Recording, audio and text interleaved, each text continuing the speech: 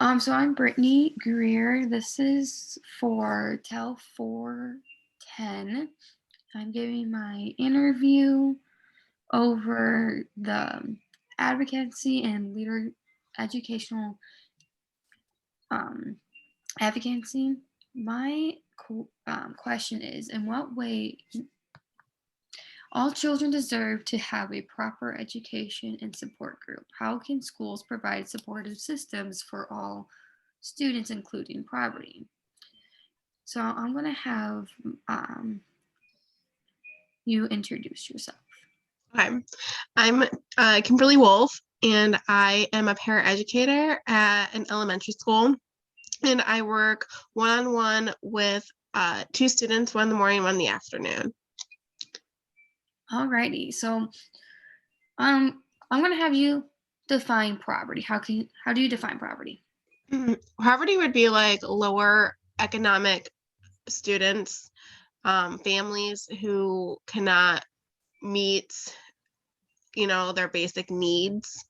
For example, like they don't have the access to Wi-Fi, they don't have access to like food, like they might use a food bank, they might use food stamps, whatever they need, they usually will find ways to provide for them to get the extra assistance. Okay. Have you heard of any stereotypes with poverty students? I have actually.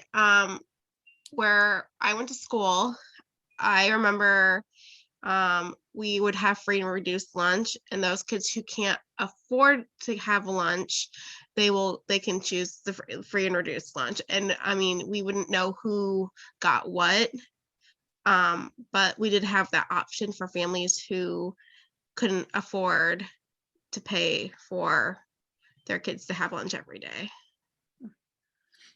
So basically, how would you define a poverty student in high school? In high school, um, well, that's a tough one. Uh, Probably. Basically, think of it as a how you have there's a poverty student in high school. Right. What were they classified as? What did people think of them as? Low income families, I mean kids, I mean pretty much kids who wore the same outfits every day. That would be a stereotypical type of students that kids I would see every day.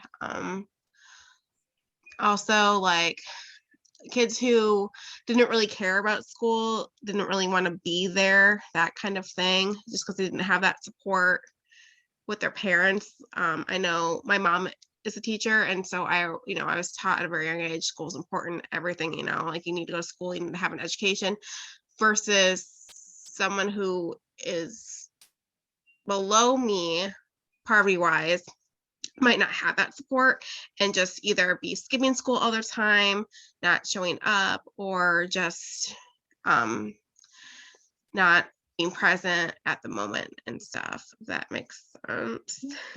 Would you define like a stereotype? I'm just gonna name off a few for poverty students. Most likely to get pregnant, dropouts, um, Oh yeah. gang members. Is that what you would think of a poverty student if you didn't know that person, know that kid, don't know where they came from, but you just know that they come from a poverty line? Would people assume those stereotypes of like being the one the most likely pregnant, the one that most likely drop out, the most likely to be in a gang? I think so. Yeah, most definitely. Okay. Um, so going back to thinking about your high school career, was it easy to identify the students that were at the poverty line, or Yeah, I would say so. Definitely most so, because you can just tell by their attitudes, the way they acted. Um, Again, a lot of them would like, a lot of the kids would just, joke around, just not like be engaging with like in classes and stuff. They would be like the ones that you'd see like smoking on school grounds when they're not supposed to. Again, most likely to be skipping classes, roaming the hallways. So basically, you're saying like the kids that most likely do not care. Yeah. Okay. So, if there was a meeting at one of the local schools in like, I know you don't live in Davenport, but you live in Eldridge. That's about like 10 minutes from Davenport, or you have the opportunity to come to one of the Davenport schools, and if like one of the schools in the local areas, um, we're going to have a meeting. Would you want to attend? Or and two, what would you suggest at the meeting to help with our property students? Yes, I would attend. Um, in order to have them help, I mean, we don't have the support that we need in schools. Like we do need more counselors. We just need more um parent involvement is really big. If we have more parent involvement, then the kids are more likely to be involved in school. Mhm. um, which a lot of parents nowadays, they say, oh, they don't have time. They just don't have the money is always an issue sometimes with certain events. Like, oh, my kid wants to play basketball, but I don't have the money to pay for them to go to like out of state game or out of town games. I don't have the money for them to like so they can bring their own food and all that. They don't have the support system that they need for those kids to be successful. So instead of if the parent is not going to be involved, should the teacher, one of the teachers who's noticed that this child's parents are not being involved, could that teacher step up to be like, "Hey, let me help you"? I think so. I think we need more role models, and I think teachers being able to um, identify that would be great. The problem is there's not enough time in the day for the Mhm. teachers to have these relationships that we need.